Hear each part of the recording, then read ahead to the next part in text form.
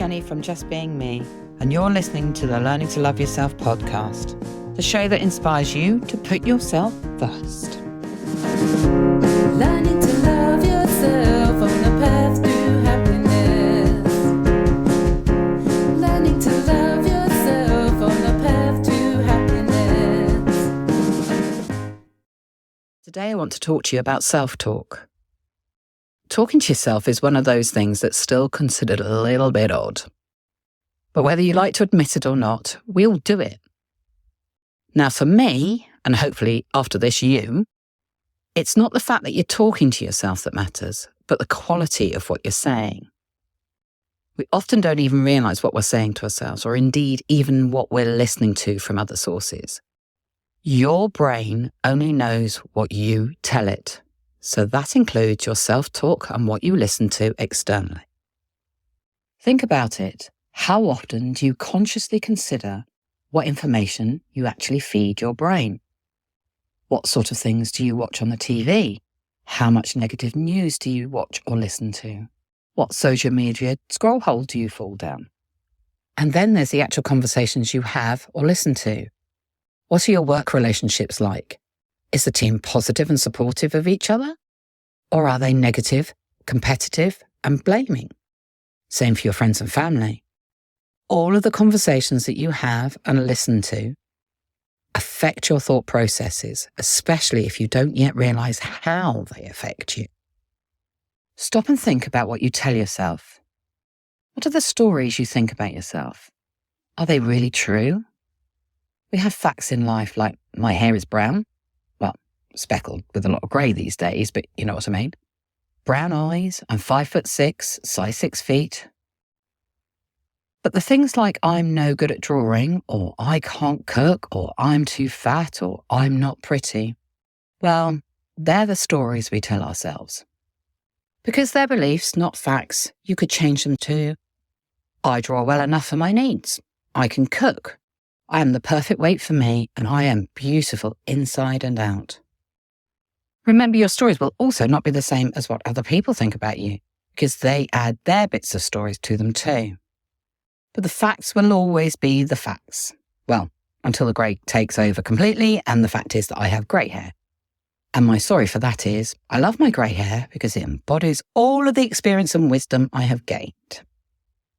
How often do you receive a compliment and respond with something that dilutes it instead of just saying thank you? Go on. I challenge you to just say thank you next time. Start recognising when you do something good and tell yourself well done. Acknowledge how being around other people makes you feel. Do you feel comfortable with being just yourself, or do you find yourself people-pleasing? Do they respect your need to fill your own cup, or do they expect you to work to their own timetable? How often do they say supportive or nice things to you? Really consider who you want to spend your time listening to. I know that since COVID, I've drastically reduced the amount of negativity I listen to or read. I don't entertain social media posts that aren't positive, funny, or thought-provoking. I don't read newspapers anymore. I have news highlights on my phone and hear it occasionally on the radio just to keep up. But once I've heard it once a day, I don't listen to it again, as it's just confirming the negativity that my brain hears. Repetition is the brain's favourite way to learn how to react. And this is why affirmations are the perfect tool for self-talk. Affirmations, the act of saying positive statements on a regular basis, is a great tool. Start by saying something like, I am enough. Just say it every day in your head for at least 3 weeks, because that's how long it takes to form a habit. Then add another one like, I feel good. Do your 21 days. And add another one like, today is going to be a good day. Start saying them out loud then, and work towards being able to look at yourself in the mirror and say them. Then how often do you express gratitude? The vibration of gratitude is one of the highest you can possibly have. And what you give out, you attract back.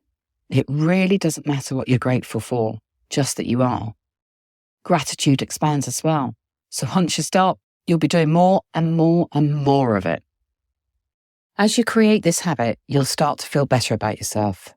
And that's a great place to start asking yourself about how you react to life. And that leads very nicely to the process of conscious thinking, which is the theme for next month. So see you then.